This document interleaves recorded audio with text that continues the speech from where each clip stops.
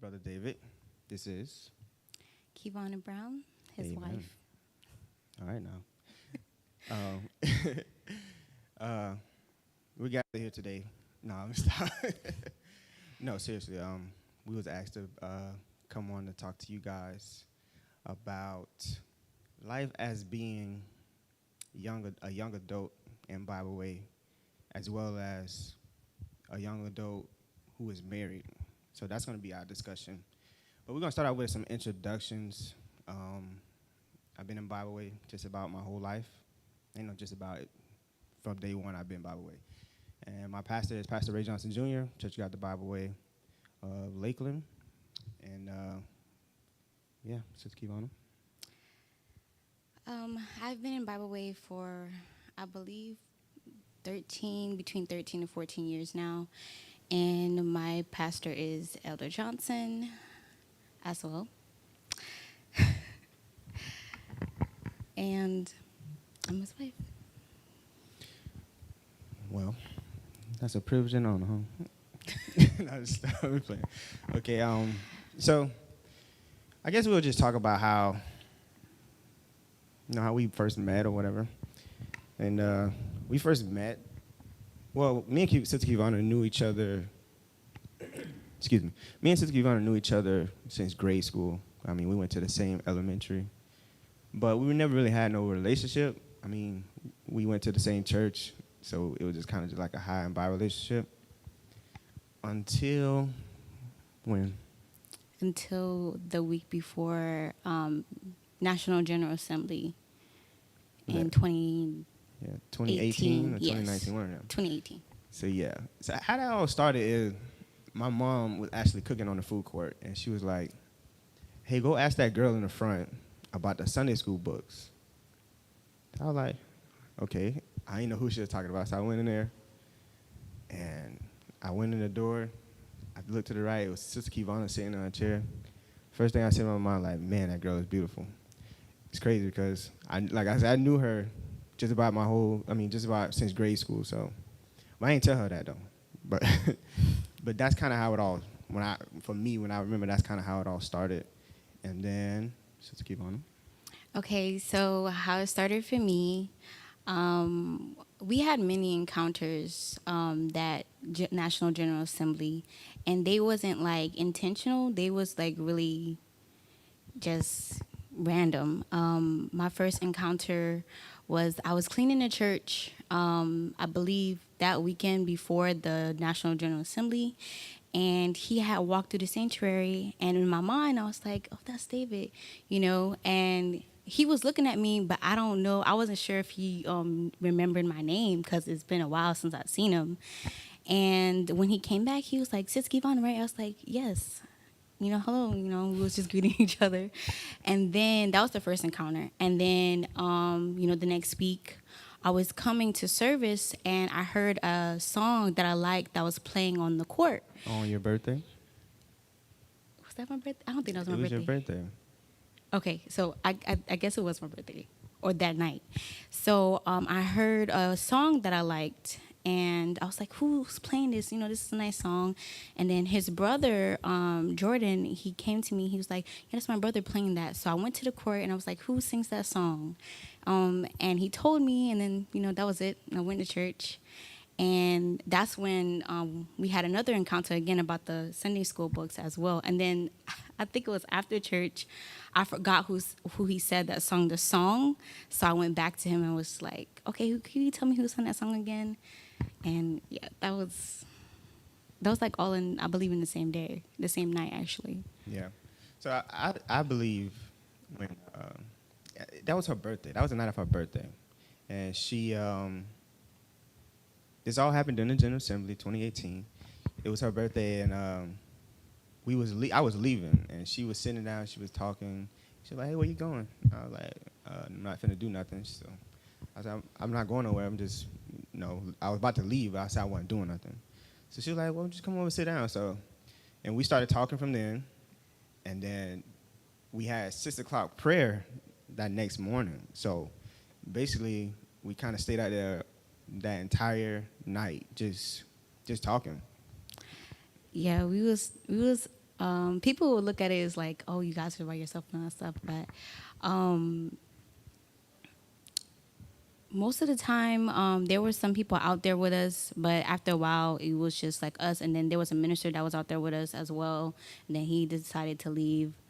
But I would have to say that conversation, normally when people or young people are there by themselves and they have a conversation, it may start off good, but then it could go left easily. But the thing is, what really attracted me to, my husband, not in a emotional way, like I wanted him to be, I wanted to court him, but what attracted me to him is that our whole conversation was about God. We was talking about oneness. We was talking about our dreams or what we want to do, what's our plan. And it was all about God. Like, seriously. Everything, even conversations, then on, he always had God in our conversations. So. Well, if we was continue off of that, when me and Sis Kevana started talking, it wasn't like what they consider today talking. It wasn't that type of talking. It was just literal conversation. That's it. Not. And I'm grateful for this because we actually had the chance to become friends, like best friends. To be honest with you, we kind of almost hung out almost every day. And the reason why I suggest people to just be friends first is because when we first came together, there was no best face. There was no, okay, I'm trying to talk to this person. You know what I'm saying? Let me show my best, and let me not show my downside. You know what I'm saying? It was just, hey, we ain't trying to talk to each other. We just friends, And we ain't show no best face. We were just ourselves, and we became to love each other. And I would say, I don't know. I ain't the type of person to catch feelings like that, but I would say, like, the girl was real. You feel what I'm saying? She was real. She, she wasn't with that fakeness, that phony. She reminded me of myself, to be honest with you. And I was like, man. I would say, like I said, I don't catch feelings that quickly, but I think I want to put a number on it. Probably like 2 weeks. Me and Sis Kevana, we hung out just about almost every day after the initial meet on her birthday. And I took her out for her birthday. I told her I was going to take her to, what was it, Tropical Smoothie? Yeah. I told her I was going to take her to Tropical Smoothie for her birthday, and that happened. And then that just kept going. Like, we just kept hanging out. Not as no couple, not as no, hey, I want to court you, hey, I want to talk to you. But no, it was nothing like that. It was just, we enjoyed each other's company. So conversation. So when she so after that, I would say like after 2 weeks, we excuse me, I'm sorry.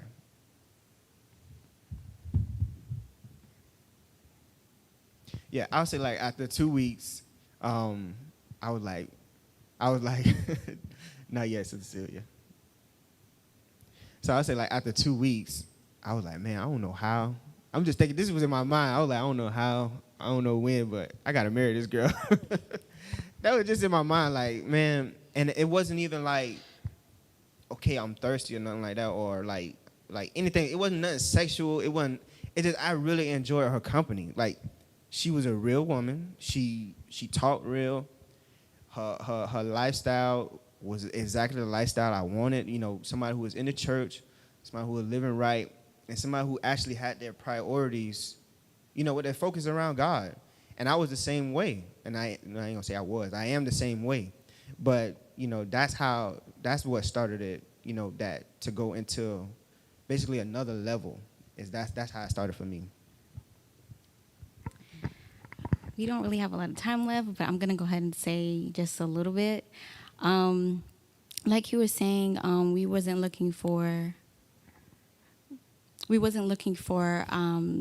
relationship, because at that time, I wasn't looking to date anybody. I wasn't, I would have to say, entertaining anyone of the opposite sex. And, our friendship was genuine. It wasn't nothing, left or anything about it. And I just really enjoyed his company.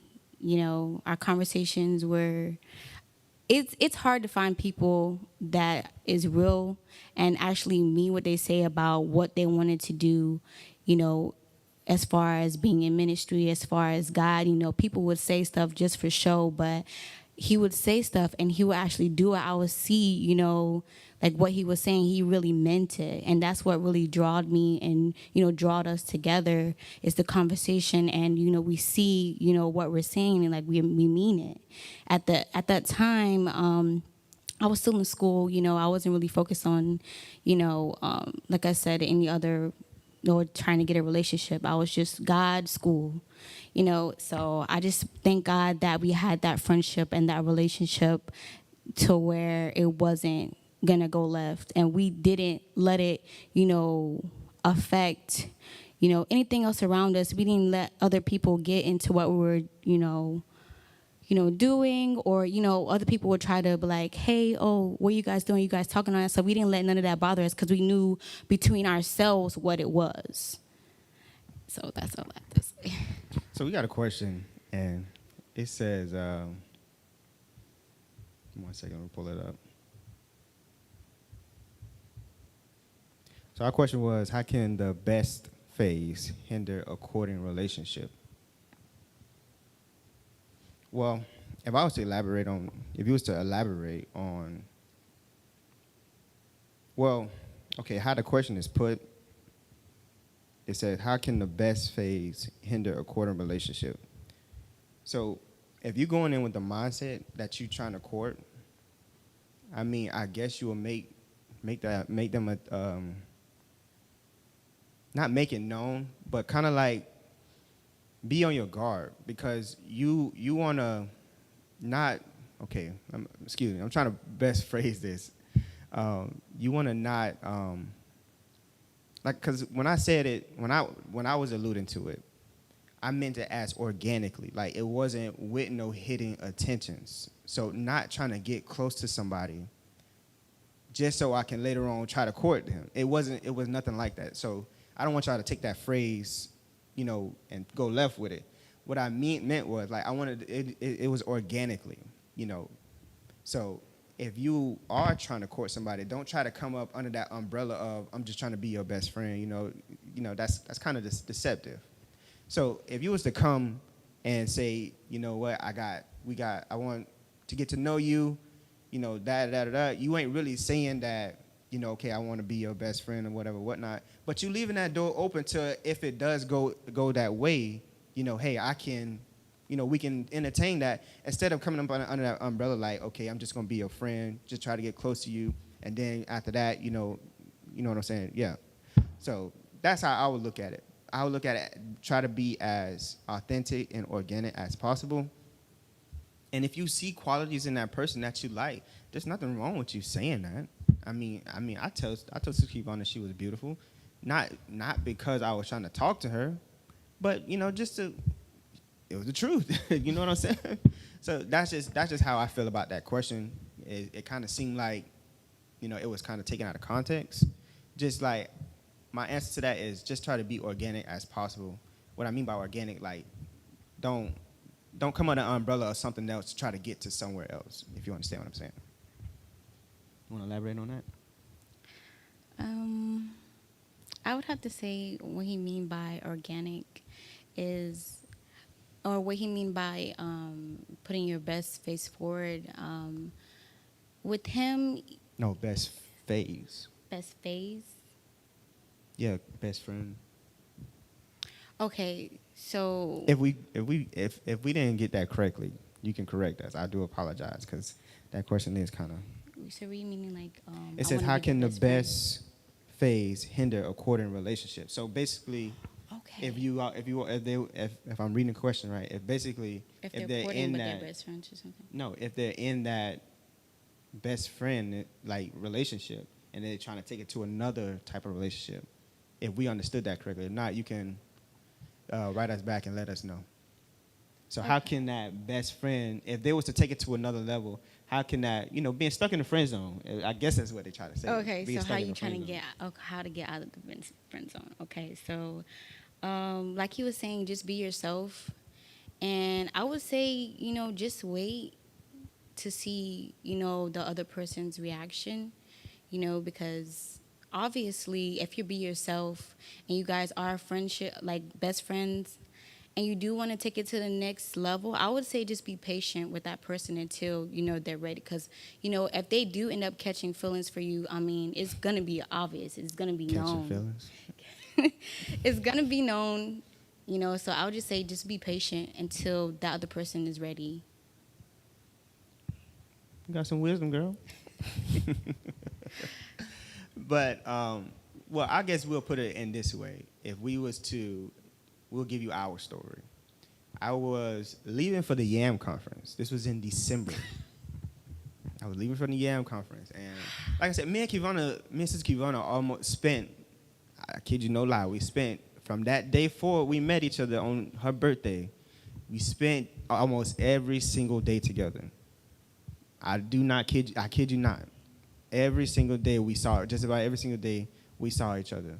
Not, like I said, I really do mean this. It was no hidden intentions whatsoever. Because I was trying to be saved, man. I wasn't trying to, you know what I'm saying? I wasn't trying to add no temptation on top of whatever I was, doing and going through. I was, 18, 19 years old at the time. Like, man, I was not trying to, matter of fact, I just turned 19 because my birthday was in October. So I wasn't trying to add no temptation and no nothing on top of nothing. I ain't trying to get the devil no room. So we were just, honestly, we were just friends. So I think we left. I was leaving. So the conference was in, what was it? South Carolina, if I'm not mistaken. If I remember correctly, it was in South Carolina.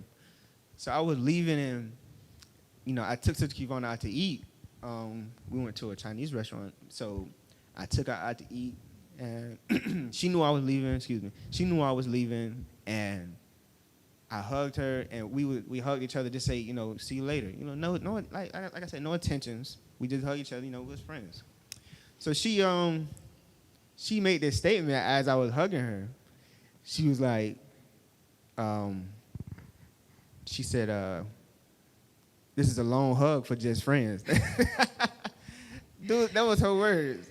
So, I pushed that. I was like, well, are we just friends?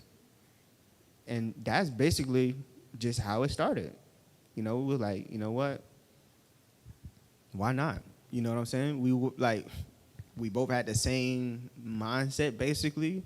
We both had the same demeanor. We both had the same attitude. Like it was just like, it literally just happened. Like, it wasn't, that's why I thank God for how we met, because that transitioned us into a better relationship.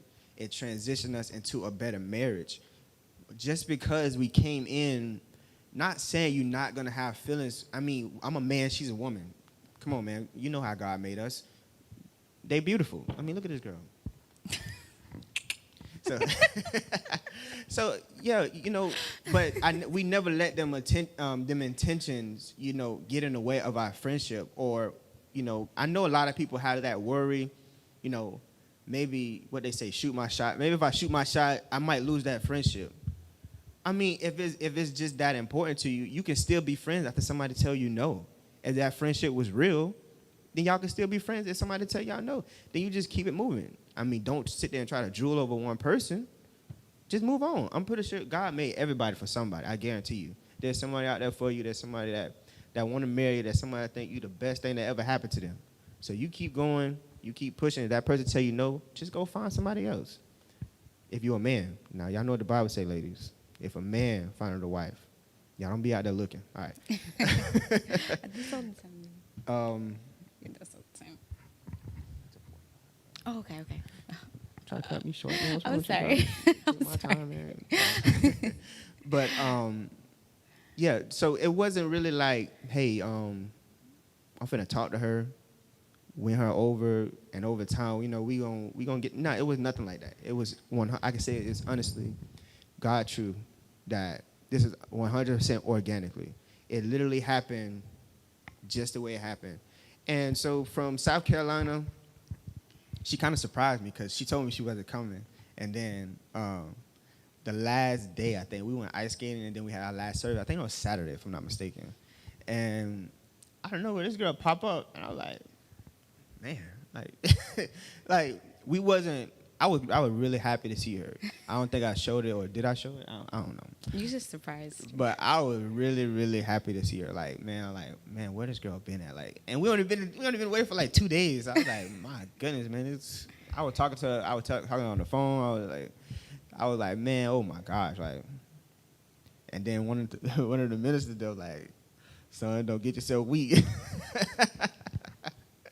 I understood what he was saying though, but you know, matter of fact, I'm gonna throw this in there. He was a little jealous. He was a little jealous because he was on the phone with his fiance at the time. He was like, "Babe, I'm jealous of David right now. His girlfriend came down and see him." But yeah, that was just a little nugget. But so, Sister Kevana, how would you say that this whole thing came into play for you, from your perspective? Okay, so We only got a few minutes, so. okay. I would have to say our friendship was a beautiful thing. Is a beautiful thing. Is as in we still are best friends. Yes, sir. In our marriage, you know, we something else. Yeah, but I'm number one, number two, you know. So our marriage is like, we still hold our friendship to like the top thing in our marriage. You know, even though we're husband and wife, we're still best friends. We still see each other, you know, as our organic selves, you know, just with, you know, a little bit deeper, but ourselves. And as long as we stay that way, you know, we're going to be okay. We are okay. And I just thank God that, you know, I was able to marry my best friend. You know, a lot of people don't get to say that. Mm-hmm. And I know I'm blessed. So, yeah. So if I leave anything with you guys is, number one, keep God first, because you're going to fall every time if you're chasing your flesh, every time. So just keep God first. And I'm talking to saved young people. Keep God first. And those who are trying to make it, keep God first. Because I know as young people, it can get tough. It can get hard. You know what I'm saying? The struggle is most definitely real. It's been real. It ain't never stopped being real. So, I mean, keep pushing. It's going to be hard. It's going to be tough. I mean, even if you... if y'all don't never take anything from this thing, do not marry out of your flesh. Do not marry out of your flesh. Because you're going to be stuck with that person for the rest of your life. The rest of your life. So, to death do your part. So, you either going to become a monk or a nun, or you're going to be in a very bad marriage. You feel what I'm saying? So, be wise in your decision making. Make sure this is the person you really want to spend the rest of your life with. Think you could wake up the next morning and be okay having them there. And my pastor always tell us, I mean, since I was probably old enough to remember, I always heard him say, communication is the key. Communication is the key. Communication is the key. Communication is the key. And this is why, if I was to look back to earlier, this is why I always say I'm so grateful and thankful that we started off as being friends, because it gave us that way to talk about anything. You know, it surprises me now that when I hear couples and you know, husband and wife, I mean, y'all got kids together. Y'all can't sit here and talk about anything. That just don't make sense to me. Y'all should throw away y'all egos, throw away y'all pride. There was many times I had to swallow my pride just to talk to my wife. But I'd rather make this marriage last rather than being right or being the big person or holding pride. You know what I'm saying? If it take me to sacrifice, I remember I heard a saying a long time ago. I want to say it was by Deacon Washington. He was like, you can be right all the time, but you're going to be by yourself. So it's sometimes, I mean, I can even remember, just give a quick example. I remember that one time me and Sister Kevana had a tough argument. It wasn't even an argument. I don't call ourselves an argument. We just have discussions. So it was a tough discussion, and I said something kind of rough to her. It wasn't really rough. It was just the truth, and I said it hard. So I left out of the room, and I went in the front room, and I sat down, and the Holy Ghost was beating me up. Oh my God! And I let her know that I went back in, and I told her I ain't want her to know. But I ain't want her to no, it was from me. I was like, look, the Holy Ghost told me to come talk to you. It was the truth though, but I'm glad because it always, no matter what we went through, no matter what, and we went through some hard times, and no matter what we went through, no matter what situation, no matter what anything we went to, we was always able to talk about it. Your marriage will last. I 100% guarantee you, your marriage will last as long as y'all keep talking. If y'all keep communication open, your marriage will last. Trust me, it will. Because guess what? When y'all do not have that conversation, it give the devil time in that window to talk to you. And that conversation ain't finna go right. It's gonna always go wrong. Who this nigga think he is? Excuse my French, but who this man think he is? You know what I'm saying? Man, I can go out, I can get me another husband. You know what I'm saying? I'm sick of this man. You know what? I'm finna poison his food. I'm finna stab him while he sleep. Man, the devil will tell you anything during that time. But instead, now I do believe, I don't mean to take all your time, sorry.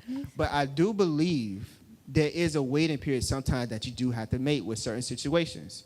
You can wait and hold off until, like, okay, let us calm down. Let us come to some common ground rather than coming in with all that emotion and nothing gets solved. That's why I say me and my wife, I can honestly say we do not have arguments. We have discussions. So we're going to come in this problem with the mindset of how can we fix this so this don't happen again? Not let me get my point across because I'm mad at you. Nobody's going to win in that situation. And like I said, you got to realize this is a marriage. This literally got to last you your lifetime. So how are you going to spend your lifetime with this person? Is really your question. How you want this lifestyle to be? Y'all can have the best of relationship. Y'all can talk about anything, or y'all can be bitter, prideful, and whatever else you want to throw in there, and have a horrible marriage. And then y'all only come together when y'all coming together. You know what I'm talking about? That ain't no marriage, man. Because at the end of the day, that stuff gonna fade away. You gonna be tired. Your back gonna go out. Your knees gonna be going down. You know what I'm saying? Like, come on, man. I'll be real with y'all. I'm being serious. You know, it's gonna take. I remember my apostle said a long time ago. It's gonna take.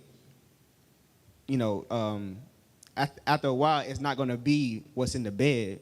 It's going to be the conversation because the bed's going to go away at some point in time, or it ain't going to be as much. So that conversation, y'all got to at least enjoy each other's company to stay together. You know what I'm saying? So that's what I'll leave with y'all. Keep communication open at all times. I really do mean at all times, no matter what situation, no matter what. The harder it is, that means the more y'all need to talk about it. You know, I was really surprised when I started hearing, grown men say there's certain things they can't talk to their wife about. So come on, man, like, swallow your pride, whatever it is. I mean, if it's embarrassing, like, this is your wife. She's literally a part of you. If we was to go by Bible, she's literally a part of you. So, you know what I'm saying? Y'all can come together. Y'all can talk. I ain't gonna speak on the lady part, but I'll end this for me, and I'll let my wife close us out with her saying. I mean, you took on my words. Okay, so I would have to say, as far as the conversation, it really, like he was saying, it really does help you in your marriage. The conversation of, trying to deal with things, you grown, you an adult. If you can't, talk, I mean, what's the point? So I would have to say our conversations, there were some times where it was really hard and, sometimes we did have to back away, for a second. But one thing about me and my husband, we never went to bed without fixing or handling whatever went wrong or whatever we, was upset about. We always made sure we got it right before we went to bed. I have to sleep next to you. I don't want to be mad sleeping next to you, So that's all I have to say just to end this up. Well, thank you guys for joining us. Our time's about to expire. We might cut off at any time, but I thank you guys for joining us. Join us again next week. I'm going to be in convention next week. But when we come back, we'll see you guys. But send y'all questions. We'll be happy to answer. Y'all have a blessed day.